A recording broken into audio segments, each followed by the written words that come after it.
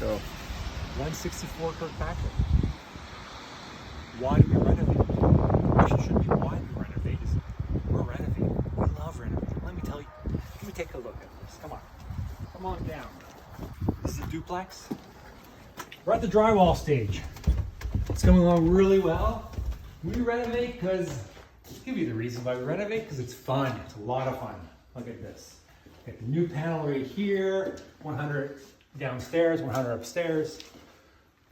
2 hot water tanks, one for upstairs, one for downstairs, as a duplex.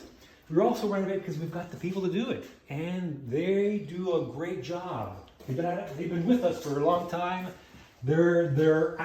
After 2 months, look where we're at. We're at the drywall station. It's coming along really well. This is 1 bedroom right here. We also renovate because there's a shortage of accommodation in Kingston. The city's actually encouraging us to build these duplexes. That's why we've been building them. Here's the laundry room. Kitchen's going to be in the corner over there. There's the bathroom over here. Whoops, just stepped into the dirt. And then here's another bedroom right here. Why do we renovate? I'll tell you why. Because we like creating value. And when we create value, the money flows.